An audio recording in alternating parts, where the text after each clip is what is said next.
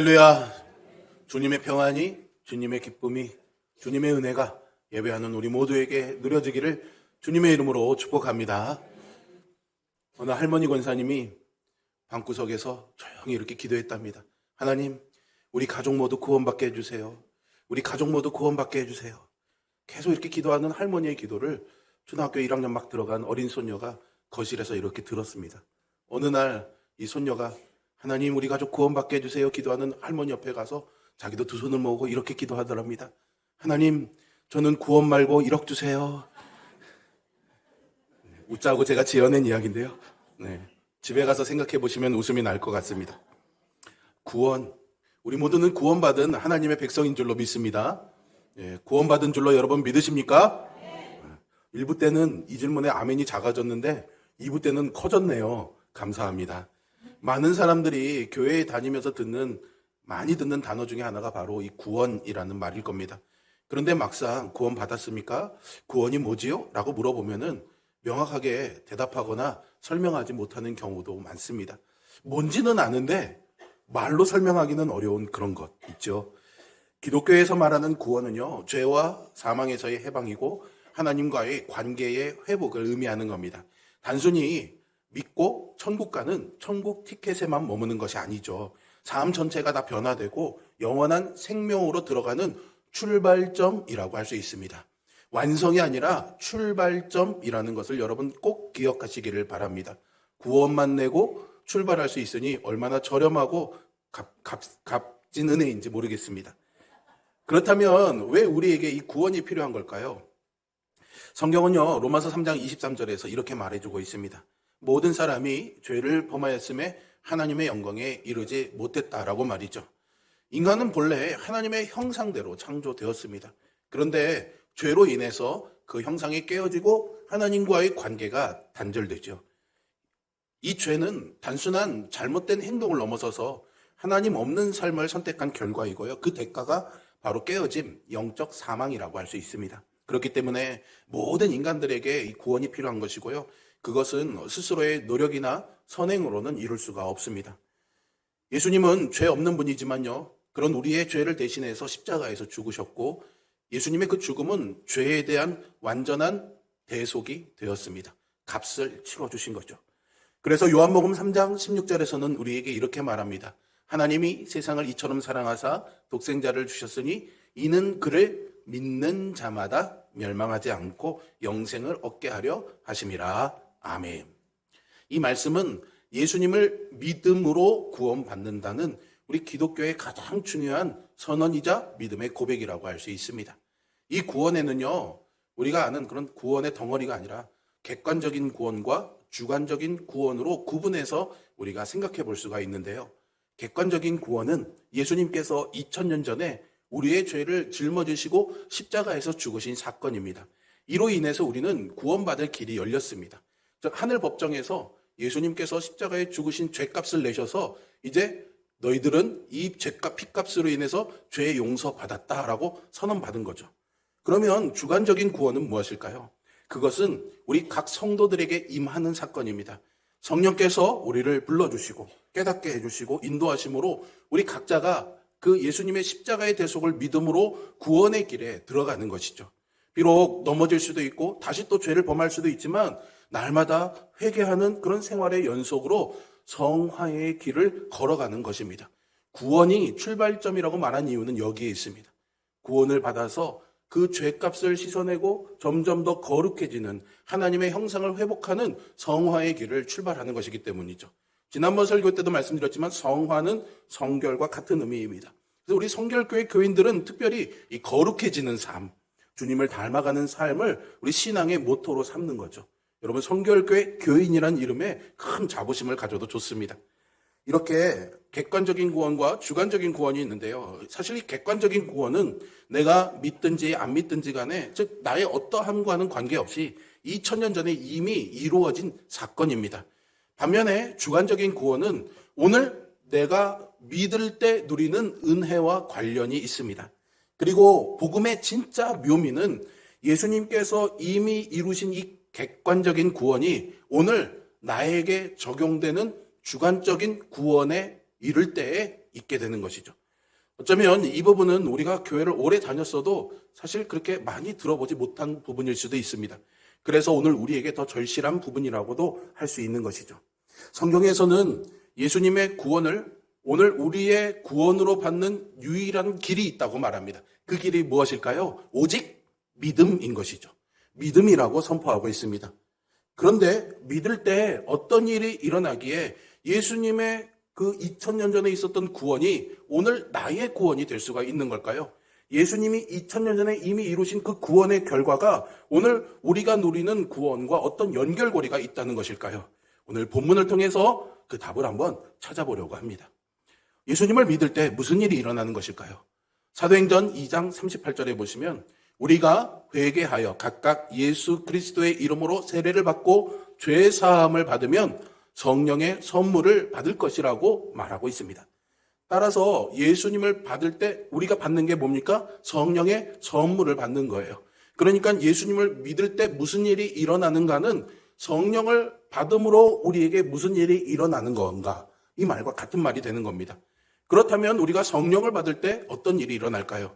오늘 본문의 26절에 보시면 너희가 다 믿음으로 말미암아 그리스도 예수 안에서 하나님의 아들이 되었다라고 말합니다. 왜일까요? 27절에서 보시는 대로 누구든지 그리스도와 합하기 위하여 세례를 받은 자는 그리스도로 옷 입었기 때문이라고 말해주고 있습니다. 오늘 이 27절은 제가 여러분들과 나누는 이 말씀의 가장 핵심적인 구절이라고 할 수 있습니다. 그래서 조금 더 자세히 들어가서 살펴봐야 될 것 같은데요. 먼저 세례는 무엇일까요? 세례하면 흔히 우리가 교회에서 받는 세례 예식 때 받는 세례를 떠올리게 되죠. 여기는 우리 세례교회인 모든 분들은 다 그 세례의 예식을 거친 분들입니다. 그런데 이 세례는요, 두 가지 세례가 있습니다. 마가복음 1장 8절에 보시면 나는 너희에게 물로 세례를 베풀었거니와 그는 너희에게 성령으로 세례를 베푸시리라 라고 세례 요한이 말합니다. 이 말씀과 같이 세례는요, 물로 받는 세례와 성령으로 받는 세례 두 가지가 있다는 것을 알 수 있습니다. 이때 물 세례는 모형이라면요, 성령 세례는 실체에 해당합니다. 지난주에 우리가 구역장 임명식을 했잖아요. 사실은 그분들은 임명식을 하지 않아도 구역장으로 임명받아서 구역장이라는 신분을 얻었습니다. 그런데 교회라는 공적인 모임 안에서 예배라는 공적인 자리에서 이분들을 구역장입니다 이렇게 임명함으로 인해서 그분을 분명히 구역장으로 공포하고 본인에게는 거기에 대한 사명과 책임의식을 가지게 하는 거죠. 즉 물세례와 성령세례는 그런 차이가 있는 겁니다. 우리가 성령으로 세례를 받지만 이 물세례는 그것을 겉으로 드러내는 표현인 것이죠. 세례 요한은 장차 예수님께서 성령 세례를 주실 거를 생각하면서 그 모형으로서 물세례를 먼저 베풀었습니다. 그런데 오늘날에는 이미 이제 예수님이 오신 그 사건이 있었기 때문에 예수님께서 성령으로 세례를 주셨다는 것을 믿고 기념하면서 물로 세례를 베풀고 있습니다. 그렇다면 세례를 받는 목적은 무엇일까요? 오늘 본문의 말씀으로만 따져보면 27절에 그 목적이 있습니다. 그리스도와 합하기 위하여라고 말합니다. 세례를 받는 이유는 그리스도와 연합하기 위해서입니다. 성령 세례든 물 세례든 목적은 똑같습니다. 그리스도와의 연합인 것이죠. 다만 우리를 실제로 그리스도와 연합시키는 실체가 성령 세례라면은 우리가 이미 그리스도와 연합되었음을 공포하는 것이 물 세례다 말할 수가 있습니다. 즉 물 세례는 물에 잠겼다가 나오는 의식으로서 이것은 내가 그리스도와 함께 죽고 또 그리스도와 함께 산 자가 되었음을 나타내는 것이죠. 중요한 것은 우리가 믿음으로 성령 세례를 받음으로 인해 그리스도와 합하여졌다, 연합되었다라는 것이죠. 이 진리가 바로 예수님의 그 객관적인 구원이 나의 주관적인 구원이 되는 실제적인 방편이라고 할 수 있습니다. 그래서 신약 성경은 항상 모든 복의 근원과 출처에 그리스도 안에서라는 말을 습관적으로 마치 관용어처럼 덧붙여서 쓰고 있는 것이죠. 우리 교회 표어에도 예수 안에서 이렇게 되어 있지 않습니까? 누구보다도 이 그리스도 안에라는 말을 즐겨 썼던 사람이 있습니다. 바로 바울 사도인데요. 바울은 에베소서 1장 3절에서 찬송하리로다 하나님 곧 우리 주 예수 그리스도의 아버지께서 그리스도 안에서 하늘에 속한 모든 신령한 복을 우리에게 주셨다라고 힘줘서 말하고 있습니다. 그리스도 안에서 그리스도로 말미암아 이런 표현들은 문맥에 따라서 가끔 다른 표현이 되기도 하지만 대부분은 그리스도와의 연합됨을 의미하고 있습니다. 하늘의 신령한 복이 다 그리스도 안에서 즉 그리스도와 연합을 통해서 오늘 우리의 소유가 되었다라는 것이죠. 결론적으로 우리가 누리는 구원의 복은 그것이 어떤 것이든 다 그리스도 안에서 그리스도로 말미암아 그리스도와의 연합을 통해서 우리에게 주어집니다. 그리고 그리스도가 복음이 되는 것이죠. 그래서 그리스도가 복의 내용인 것입니다. 우리와 연합되신 예수님을 통해서 예수님의 모든 것들을 누리게 되는 것이죠. 그렇다면 그리스도와의 연합, 이게 도대체 무엇일까요? 우리는 실제 하는 존재고 예수님은 보이지 않는 분이니 도대체 보이는 것과 보이지 않는 것이 하나가 된다는 것, 이게 도무지 이해하기가 참 쉽지는 않습니다. 그리고 그리스도와 연합한 자는 도대체 그분의 무엇을 누리는 걸까요? 성도는요, 그리스도와 영적으로 연합하는데 이것은 성령을 통해서 이루어집니다. 성령은 분명 예수님과 구별되는 분이긴 하지만 예수님으로부터 나오는 예수님의 영이기도 하시고요. 또 예수님의 모든 것을 적용하고 비추시는 영이시자 삼위일체의 하나님이십니다. 그러므로 성경은 성령을 받는 것과 예수님을 믿는 것을 항상 동일한 것으로 말합니다. 성령을 받은 사람은 예수님을 믿는 것이고 예수님을 믿을 때 우리는 성령 세례를 받게 되는 겁니다. 점점 얼굴들이 어두워지고 계세요. 좀 어렵죠, 여러분? 어렵습니다. 왜냐하면 여러분 이것은요, 신비에 속한 일이기 때문입니다. 1 더하기 1은 2 이렇게 공식으로 나오는 것이 아니라 신비에 속한 것이기 때문에 우리가 들어서 이해하기는 쉽지는 않습니다. 그래서 성령님의 깨닫게 하심이 필요한 거죠. 이 말씀을 들을 때 성령님이 우리 안에서 이 말씀을 논리적인 것이 아니라 깨닫게 하시는 은혜로 주실 줄로 믿습니다. 그리고요, 복음에는요, 매우 어린 아이도 건널 수 있는 얕은 부분도 있지만은요, 때로는 코끼리도 발이 닿지 않아서 헤엄쳐야만 할 만큼 깊은 부분들도 있습니다. 여러분, 우리가 맛집 가서 맛있는 음식을 먹잖아요. 맛있는 음식을 먹는 것만으로도 즐겁고 행복합니다. 나 오늘 정말로 세상에서 제일 맛있는 막국수를 먹었어. 이렇게 말할 수도 있겠죠. 그런데 말이죠, 만약에 나는 이 막국수가 어떻게 만들었는지 너무 궁금해. 그래서 조리 과정, 양념은 어떻게 만드는지 이런 것들을 더 배우고 알아가다 보면 이래서 이런 맛이 나는구나. 그다음에 더 맛있는 막국수를 먹을 수가 있는 거겠죠. 복음에는 이런 차이가 있다는 겁니다. 오늘 내용도 그렇습니다. 오늘 이 내용은요, 복음의 진리에 있어서요, 사실은 좀 꽤 깊은 골에 해당합니다. 하지만 여러분, 우리가 그냥 마냥 복음의 얕은 부분에만 머문다면은 어떻게 복음의 깊은 은혜까지 알 수가 있겠습니까? 그러니 조금 어려워도 포기하지 마시고 이게 정말 그러한가 생각해 보시면서 복음의 깊은 골에 도전해서 그 깊은 맛을 맛보시기를 바랍니다. 성경은요, 우리가 예수님과 연합되는 것을 그래도 이 어려운 것을 알고요, 2가지 비유로 설명을 해줍니다. 하나는요, 머리와 몸의 비유이죠. 예수님과 연합한다는 것은 그분이 곧 우리의 머리가 되어주시고 우리는 그분의 몸이 된다라는 의미입니다. 2번째는 아내와 남편의 비유입니다. 예수님과 연합된다는 것은 그분이 우리의 남편이 되는 것이고 우리가 그분의 아내가 된다라는 의미입니다. 이 2가지가 있는데 오늘은 시간 관계상 다 설명할 수 없고요. 결혼의 비유를 통해서 한번 이해해 보려고 하겠습니다. 결혼 비유의 핵심은요, 신학적인 용어로 좀 어렵긴 한데 전가라는 단어를 사용합니다. 이 전가라는 말은요, 옮겨간다라는 뜻이에요. 자막을 한번 띄워주시겠어요? 귀속시키다, 이 사람의 것을 저 사람의 것으로 돌리다, 이 사람의 것을 저 사람의 것으로 삼아주다라는 뜻입니다. 대충 이 정도면 뭔지 이해가 되시겠죠, 여러분? 예. 결혼을 하면 남편의 것이 다 아내의 것이 되고 아내의 것이 다 남편의 것이 되는데 요즘은 또 안 그렇기도 하기는 합니다만 전통적인 개념에서 예수님과의 연합을 통해서 일어나는 전가도 이와 같다고 여러분들이 생각하시면 됩니다. 이 전가의 개념을 어떻게 더 잘 설명드릴까 고민을 하다가 신데렐라 이야기를 떠올렸습니다. 딱 들어맞지는 않는데요. 그래도 신데렐라가요, 누더기 옷을 입고 죄를 뒤집어 쓰고 이러던 부엌대기이지 않았습니까? 사실은 왕궁과는 어울리지 않는 그런 삶을 살았습니다. 그래서 왕궁의 무도회에 갈 자격도 없었고 초청장도 받을 수 없었고 그런다 해도 사실은 입고 갈 만한 준비된 옷도 없었습니다. 그녀의 현실은 분명합니다. 왕 앞에 나갈 수 없는 사람, 왕궁 근처에도 갈 수 없는 존재였죠. 이 모습은 어쩌면 하나님 앞에선 우리의 모습과도 닮았다고 생각이 됩니다. 우리는 스스로를 조금 더 괜찮은 사람으로 포장해 보일 수는 있어도 하나님 앞에서는 나는 충분합니다라고, 나는 자격이 있습니다라고 말할 수 있는 사람은 없죠. 신앙이 처음인 분들이든 오래 교회를 다닌 분들이든 우리는 본질적으로 모두 다 같은 자리에 서 있습니다. 그런데 신데렐라 이야기가 어떻게 끝납니까? 왕자님과 결혼해서 행복하게 살았습니다. 이렇게 끝나잖아요. 신데렐라의 삶이 결혼 이후에 어떻게 되었을까요?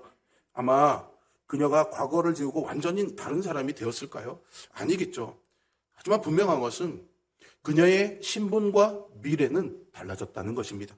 왕자님과 결혼하는 순간 신데렐라는 더 이상 죄를 뒤집어 쓴 부엌대기가 아니라 왕자의 아내가 되는 거죠. 결혼은 이렇게 참 신비한 관계입니다. 결혼은 상대방의 모든 것들을 다 즉시로 바꿔놓는 것은 아니지만 법적, 관계적 지위를 완전히 바꾸어 놓습니다. 신데렐라는 여전히 부족한 사람이죠. 옛날의 습관도 문득문득 나올 겁니다. 하지만 이제는 왕자의 아내로 받아들여져서 이제는 그녀의 낮은 신분이 왕자의 이름으로 높아지게 됩니다. 신데렐라가 이 결혼에 10원 하나 보탠 것이 없지만은요, 그녀의 가난은 왕자의 부요함으로 덮이게 되는 것이고 왕자의 이름으로 모든 것을 누리게 됩니다. 이렇게 그녀가 누리는 모든 것은 자기 힘으로 얻은 것이 아니라 결혼으로 연결된 이 관계 안에서 주어진 것이죠. 성경은 바로 이 결혼의 비유가 우리가 그리스도와 맺은 관계를 설명해 준다고 말합니다. 성경은 예수님을 신랑이라고 부르고 교회를, 우리 성도들을 신부라고 부릅니다. 우리가 하나님 앞에 설 수 있는 이유는 우리가 신부가 될 자격이나 그만큼 거룩해졌기 때문이 아니죠. 우리는 여전히 연약하고 부족합니다. 그런데 예수님과 연합되었을 때, 예수님과 결혼으로 하나가 되었을 때 하나님은 우리를 단독으로 보시는 것이 아니라 이제 그리스도 안에서 보게 되는 것이죠. 우리가 가진 의로움은 우리의 개인의 성취가 아니라 신랑 되신 그리스도의 의로움에 참여한 결과가 됩니다. 이 점에서 결혼의 비유는 아주 분명합니다. 아내가 남편의 이름을 갖게 되듯 우리는 그리스도의 이름을 입습니다. 아내가 남편의 재산을 누리듯이 우리는 그리스도의 생명과 은혜에 참여하는 것이죠. 이것이 바로 결혼을 통해서 일어나는 전가의 개념입니다. 여러분, 우리가 예수님과 연합한다는 의미는 우리가 예수님을 우리의 신랑으로 맞이한다는 뜻입니다. 즉 예수님과 결혼한다는 뜻이죠. 그렇다고 지금의 남편 아내를 버리라는 말은 아닙니다. 예수님과 결혼하면, 웃자고 한 얘기인데 너무 심각하게 받아들이시네요. 예수님과 결혼하면 어떤 일이 일어날까요? 그림을 하나 보여드리죠. 우리에게 속한 모든 것들, 죄와 허물이 빨간색 선을 따라서 십자가에 예수님에게 옮겨지게 되는 거죠. 그리고 예수님의 의로움, 거룩함이 초록색 선처럼 우리에게 옮겨지게 되는 겁니다. 우리에게 속한 모든 빚, 우리의 모든 허물, 우리의 모든 죄가 다 예수님에게 돌려지죠. 그런데 예수님께 속한 것은 무엇이든지 또 우리에게로 돌려지게 되는 겁니다. 그래서 예수님과 우리 사이에 이런 전가가 일어나게 되는 거죠. 사실 우리가 예수님과 연합할 때 누리는 은혜는요, 신데렐라가 누린 것과는 비교도 될 수 없는 것입니다. 왜냐하면 우리 예수님께서 겨우 누더기옷 정도가 아니라 영원히 갚아야 할 우리 죄의 형벌을 대신 갚아주셨기 때문이죠. 예수님은 왕궁 정도가 아니라 영생과 더불어서 하나님이신 그분 자신을 주셨기 때문입니다. 그래서 우리가 예수님을 내 남편으로 맞이하게 되면은 우리는 무려 천지를 지으신 하나님을 나의 기업으로 받게 되는 것이죠. 여러분, 이것이 얼마나 크고 놀라운 은혜인지 한번 생각해 보세요. 우린 평생을 갚아도 다 갚지 못할 만큼 하나님께 큰 죄의 빚을 진 사람들입니다.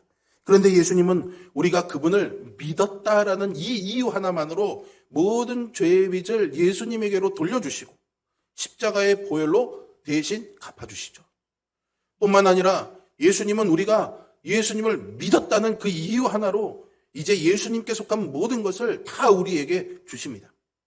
그분의 인격, 그분의 사역, 그분의 지위, 그분의 영광, 그분께 속한 모든 것이라면 그게 무엇이든지 다 우리의 것으로 삼아주십니다. 우리는 그분께 죄를 드리는데 그분은 우리에게 의와 더불어 모든 것을 주시죠. 그게 무엇이든지 말입니다. 그래서 이것을요, 위대한 교환이라고 합니다. 우리는 그 은혜를 받은 사람인 줄로 믿습니다.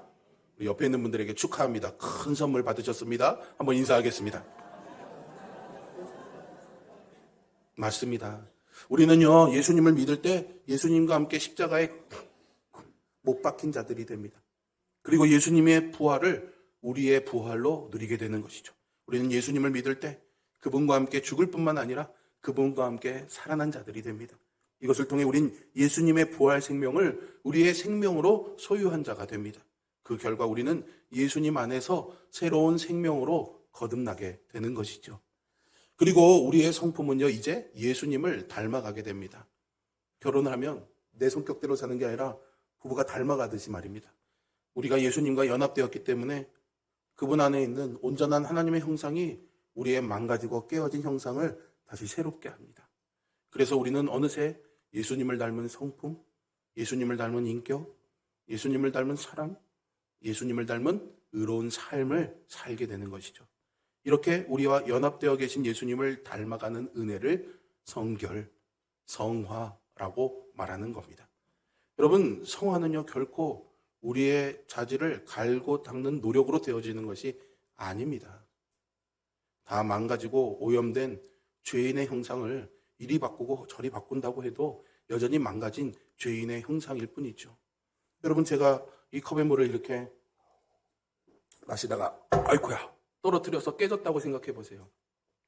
이 예쁜 컵이 깨지면요 다시 예쁜 컵이 될 수는 없죠. 그냥 깨진 컵일 수밖에 없습니다. 자기의 힘으로는 되돌릴 수가 없는 거죠. 우리는 절대로 우리의 힘으로 거룩하게 될 수 없습니다. 하지만 우리와 연합되어 계신 예수님의 거룩을 나의 거룩으로 삼을 때 비로소 우리에게도 거룩을 향해 자라갈 수 있는 길이 열리게 되는 것이죠. 구원을 시작이라고 말한 이유는 여기에 있는 겁니다. 너무나 감사한 것은 주님이 먼저 우리에게 손을 내밀어 주셨다라는 거죠. 그래서 우리와 연합되신 예수님과 날마다 교제하면서 그분의 거룩을 나의 거룩으로 삼아 살아가게 됩니다. 그런데 우리 안에 본성이 있잖아요. 옛 습관들이 있잖아요. 이겨내기 어렵잖아요. 그것을 이겨내도록 도와주는 분이 계십니다. 누구일까요? 성령님이십니다. 그래서 예수님을 믿을 때 구원의 문이 열리는 것을 성령 세례, 그리고 살아가면서 예수님을 닮아가야 되는데 내 죄의 습성, 본성, 죄의 습관들 때문에 무너지고 넘어질 때마다 일어나도록 돕는 성령님의 은혜를요 성령 충만이라고 하는 겁니다. 여러분, 성령 충만은 아멘 할렐루야 이런 것도 성령 충만이지만 정말 중요한 성령 충만은 날마다 내 죄의 본성을 이겨내며 주님을 닮아가는 이 연합을 이루어가는, 거룩을 이루어가는 성화의 삶을 살아가도록 도우시는 성령님께 나를 온전히 맡겨드리는 것. 그래서 나는 없어지고 성령님이 내 안에 가득한 것, 그것이 충만이라는 거죠. 우리 모두가 이 성령 충만의 은혜를 날마다 누리시기를 주님의 이름으로 축복합니다. 그렇게 되면 어떻게 돼요? 하늘에 속한 신령한 복이, 그리스도께 속한 그 모든 복들이 다 우리에게 누려진다고 바울이 아까 에베소서 1장 3절에서 말했잖아요. 그러므로 그리스도가 비밀이고요, 그리스도가 복의 근원이시고요, 우리가 이 땅과 또는 하늘에서 누리는 모든 복이 다 그리스도 안에 있는 것이 되는 거죠. 그래서 바울은 그렇게 그리스도 안에서라는 말을 반복했던 것 같습니다. 그리스도가 바로 천국의 보화요 값진 진주이기 때문이죠. 그래서 그리스도를 발견한 사람은 어떻습니까? 그 모든 것들을 다 팔아서라도 그 한 분만을 얻기를 원하는 거죠. 우리가 그리스도를 얻는다면 모든 것을 다 얻는 자요, 온 우주보다 더 크신 하나님을 나의 기업으로 삼는 것이 되기 때문입니다. 여러분, 바울이 빌립보서 3장 7절과 8절에서 내가 그리스도를 아는 지식 외에는 다른 모든 것들을 다 해로 여긴다, 왜 이렇게 말을 했을지 한번 생각해 보세요. 이 비밀을 알았기 때문이죠. 항상 그리스도를 구하고 그리스도를 힘입는 비밀을 알았기 때문입니다. 그래서 이제는 내가 사는 것이 아니라 나와 연합되신 예수 그리스도를 날마다 구하고 먹고 마시며 힘입어 사는 사람들이 되어야 하는 것이죠. 성경은요 그런 사람들을 성도라고 부릅니다. 교회에 다니는 사람은 교인입니다. 여러분, 저는 이 믿음의 삶, 거룩한 삶을 살기를, 성령 충만한 삶을 사는 성도가 진짜 신자라고 생각합니다. 여기는 우리 모두가 교인이기도 하지만 이 거룩한 성도가 될 수 있기를 주님의 이름으로 축복합니다. 마지막으로 오늘 본문은 그리스도 안에 우리가 있다는 것, 이게 신비라고 그랬잖아요. 그래서 조금 더 이 의미를 아주 감각적인 이미지로 우리에게 설명해 줍니다. 27절 같이 한번 읽어볼까요? 누구든지 그리스도와 합하기 위하여 세례를 받은 자는 그리스도로 옷 입었느니라. 아멘. 바울은요, 누구든지 그리스도와 연합하기 위해서 물과 성령으로 세례를 받은 자가 그리스도로 옷 입는다라고 말하고 있습니다. 사실 원문에는 옷이라는 단어는 없습니다. 입는다라는 이 표현을 또 풍성하게 하기 위해서 번역 과정에서 옷이라는 단어가 우리말에는 포함된 것 같습니다. 어쨌든 예수님과 연합한 자는 예수님을 입는 자가 된다라고 말하고 있어요. 이게 중요합니다. 예수님을 입은 자는요, 하나님의 시각에서는 이제 뭐로 보일까요? 예수님으로 보이는 겁니다. 여러분, 이렇게 길 가다 보면 이벤트 같은 거 개업 행사할 때 이렇게 인형탈 쓰고 있는 사람들 많이 보게 되잖아요. 우리는 뭐 어른이라 별렇게 감흥이 없지만 아이들은 그런 인형탈 보면 어떻습니까? 좋다고 막 가서 막 건드리기도 하고 사진도 찍고 막 그렇지 않습니까? 눈에 보이게 예쁜 동물 캐릭터로 보이는 거죠. 그런데 여러분, 그 인형탈 안에 저같이 거무튀틱한 아저씨가 있다고 한번 생각해 보세요. 그러면 아이들이 쉽게 갈까요? 안 갑니다. 그런데 그렇게 갈 수 있는 이유는 인형탈 안에 누가 있는지 모르기 때문에 부담 없이 다 가서 사진도 찍고 안아보기도 하고 그러는 거죠. 마찬가지입니다. 우리가 그리스도를 입었다라는 말은 이제 하나님의 눈에 죄인인 우리가 이제 의인인 그리스도로 보이게 되었다라는 거죠. 즉 하나님께서 이제 그리스도 안에서 우리를 의롭게 여기신다라는 뜻입니다. 이제 하나님의 눈에는 죄인인 우리가 보이지 않게 되었습니다. 도리어 항상 거룩하고 의로우신 그리스도가 보이게 되었죠. 예수님을 입을 때 우리의 죄는요 완전히 가려지고 오직 예수님의 의로우심만이 하나님 앞에 드러나게 됩니다. 그래서 이제 하나님은 예수님을 입은 우리를 항상 예수님처럼 보시고 예수님처럼 대해주시는 거죠. 이게 우리를 의롭게 여기신다라는 말의 의미입니다. 우리를 향한 하나님의 시각은요, 우리가 뭔가를 조금 더 잘했다고 해서 아니면 뭔가를 조금 못했다고 해서 바뀌는 것이 아닙니다. 우리의 죄와 우리의 행위 때문에 바뀌는 것이 아니에요. 오히려 하나님은 항상 우리와 연합되신 그리스도 예수님을 보십니다. 그래서 언제나 예수님처럼 우리를 받아주시고 예수님처럼 우리를 사랑해 주시는 거죠. 그러니 이제 예수님이 우리의 정체성이 되고 예수님이 우리의 자격이 됩니다. 그래서 예수님을 입은 자는 날마다 하나님 앞에 담대히 나아가게 되는 겁니다. 주의 보혈을 의지하여 주분의 보좌 앞에 나아가는 것이죠. 죄를 지어도 괜찮습니다. 넘어졌으면 좀 어떻습니까? 여러분, 그러더라도 좀 뻔뻔하게 그리스도의 탈을 뒤집어 쓰고 그리스도의 옷을 입고 다시 한번 아버지 하나님께 나아가 그분의 품에 안길 수 있습니다. 그리고 사랑받기 합당한 자로, 가장 의로운 자로 여김받습니다. 그래서 예수님을 통해 우리는 하나님과 화평을 누리는 거죠. 로마서 5장 1절은요 이 사실을 확증합니다. 같이 한번 읽어볼까요? 그러므로 우리가 믿음으로 의롭다 하심을 받았으니 우리 주 예수 그리스도로 말미암아 하나님과 화평을 누리자. 아멘. 그러니 여러분, 부끄러워하지 마십시오. 두려워하지 마십시오. 조금 못났으면 어떻습니까? 조금 먼지투성이면 어떻습니까? 하나님이 우리를 그렇게 우리가 보는 모습으로 보지 않으신다고요. 이렇게 성도는 자신과 연합된 그리스도의 능력으로, 또 그리스도의 정체성으로, 그리스도의 모든 것으로 이 땅을 사는 사람들입니다. 이사야서 55장 1절에서는 메시아에 대해서 예언하면서 이렇게 말합니다. 오호라, 너희 모든 목마른 자들아, 물로 나아오라. 돈 없는 자도 오라. 너희는 와서 사 먹되 돈 없이 값없이 와서 포도주와 젖을 사라. 그리고 예수님께서 이 말씀을요 요한복음 7장 37절 38절에서 자기에게 이렇게 적용하십니다. 누구든지 목마르거든 내게로 와서 마시라. 나를 믿는 자는 성경의 이름과 같이 그 배에서 생수의 강이 흘러나오리라. 아멘. 목이 마르십니까? 예수님께 나오십시오. 지혜가 없습니까? 예수님께 오십시오. 말씀대로 살 능력이 없습니까? 예수님께로 오십시오. 하나님 앞에 설 의의가 없어서 부끄럽고 두렵습니까? 예수님을 기억하십시오. 예수님을 믿고 예수님과 연합하십시오. 예수님과 결혼해야 합니다. 예수님의 모든 것을 여러분의 소유로 삼으십시오. 그래서 예수님께 속한 것이라면 그게 무엇이든지 다 값없이, 돈 없이, 얼마든지 먹고 마시고 누리고 사용하십시오. 여러분께 필요한 모든 것을 여러분의 남편이신 그리스도께서 다 주신답니다. 그래서 그분을 자기 남편으로 삼는 자는 그 배에서 생수의 강이 흘러 넘칩니다. 그리스도의 모든 것들이 충만하게 흘러나오죠. 우리 홍천성결교회 모든 성도들이 예수님과 연합해서 예수님의 이 모든 것들을 누리며 그 배에서 생수의 강이 항상 흘러 넘치는 삶을 살 수 있기를 우리 주 예수 그리스도의 이름으로 축복합니다. 기도하겠습니다.